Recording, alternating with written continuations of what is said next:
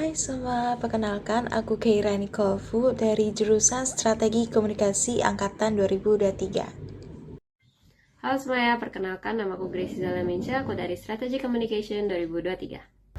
Halo, perkenalkan saya Johannes Marojahan dari Tiamar Paung dari Strategi Komunikasi Angkatan 2021. Halo semuanya, perkenalkan nama aku Derian Ricardo Nugraha dan aku dari Strategic Communication tahun angkatan 2022. Jadi, selamat menonton. Bokap gue lagi sakit keras. Ini permintaan terakhir dia. Romo pernah nggak ngomong sama kalian tentang yang namanya Ijeng ya? Bokap gue itu lagi cari orang yang ada di foto ini. Mimpi saya adalah menciptakan kretek terbaik. Tapi di dunia kretek, perempuan hanya boleh menjadi pelinting saja.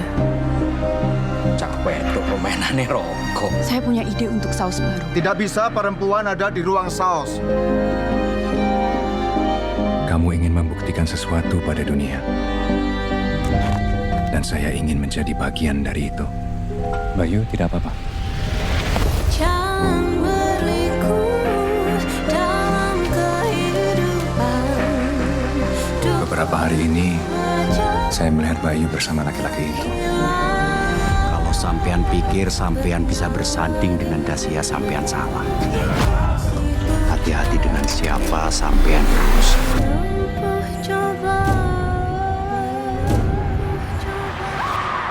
Dasia yang akan terkena akibatnya. Kamu pengen tahu apa yang sebenarnya terjadi, tapi di satu sisi kamu juga takut buat ngadapin. Siapa lagi yang tahu soal ini? Saya harus menceritakan semua yang sebenarnya terjadi.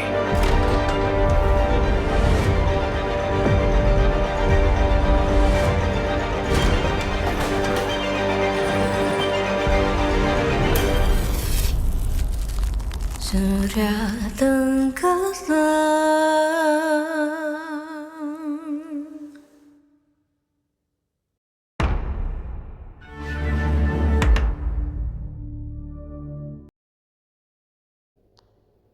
Hai semua, perkenalkan nama saya Keira dan hari ini saya akan sharing tentang representasi identitas dan isu gender dari garis kretek. Bagian pertama yang menarik dari garis kretek adalah bagaimana media mengkonstruksi makna tentang gender itu sendiri. Dalam materi kita, media disebut sebagai arena negosiasi nilai. Kita bisa melihat ini dari peran dan atau karakter Dasia atau Jengnya.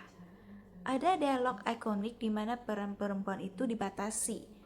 Mereka dianggap tidak boleh meracik saus kretek karena mitos-mitos tersebut. Isu yang dikritik di sini sangat jelas, yaitu sistem patriarki dalam sejarah industri lokal kita. Secara teori, ini adalah narasi budaya. Serial ini mencerminkan bagaimana masyarakat kita memandang peran gender di masa lalu, sekaligus menunjukkan konflik di antara nilai tradisional dengan aspirasi modernitas yang ingin dicapai oleh Dasia. Jadi, Jengya di sini bukan hanya sekadar karakter, tapi simbol perlawanan terhadap batasan gender. Oke, melanjutkan poinnya tadi, saya, Derian Ricardo, akan membahas terkait dengan cerminan budaya. Garis kretek adalah refleksi sosial yang sangat kuat. Kita disuguhi dari visualisasi yang sangat detail, mulai dari kebaya jengki, dialek Jawa yang kental, hingga latar kota yang legendaris. Penggunaan simbol lokal ini bukan sekedar pemanis saja, tapi sebuah pernyataan identitas. Namun ada isu yang dikritik, yaitu mulai hilangnya apresiasi kita terhadap sejarah industri lokal.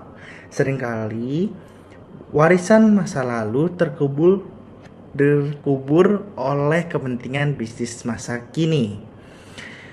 Hal ini sejalan dengan materi kita mengenai studi kasus seperti Love Destiny dari Thailand atau para pencari Tuhan dari Indonesia, di mana warna lokal digunakan untuk memperkuat kedekatan emosional dengan audiens, sekaligus melestarikan sejarah.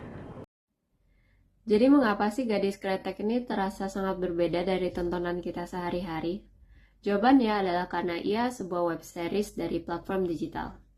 Berbeda dengan sinetron konvensional yang seringkali alurnya bertele-tele dan juga dramatis, Gadis Kretek ini hadir dengan narasi yang lebih on to the point dan juga sinematografinya kelas layar lebar.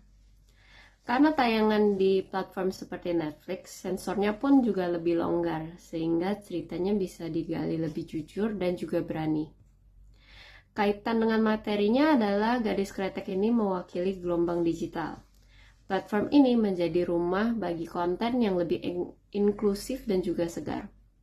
Isu yang dikritik di sini adalah kelakuan industri TV nasional kita yang seringkali monoton.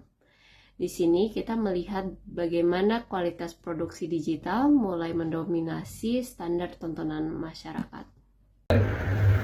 Terakhir, nama saya Johannes Marojahan. Gadis Kretek ini membuktikan bahwa cerita zaman sekarang tidak berhenti saat layar televisi dimatikan. Inilah yang kita bisa sebut sebagai transmedia storytelling. Pernah melihat tren memakai kebaya di TikTok atau Instagram setelah serial ini rilis? Itu adalah sebuah contoh nyata bahwa estetika visual Jangya meluap ke dunia nyata dan media sosial. Penonton tidak lagi pasif, mereka ikut menjadi bagian audiens partisipatoris. Mereka juga ikut menyebarkan konten, mendiskusikan sejarah kretek hingga membuat inspirasi fashion. Dulu penonton hanya bisa menerima apa yang diberi atau bisa dibilang pasif. Sekarang mereka juga menuntut keterlibatan. Fenomena ini memperluas narasi serial tersebut ke berbagai platform, menjadikannya bukan sekedar sebagai tontonan tetapi sebuah gerakan budaya di ruang digital. Sekian dari saya, terima kasih.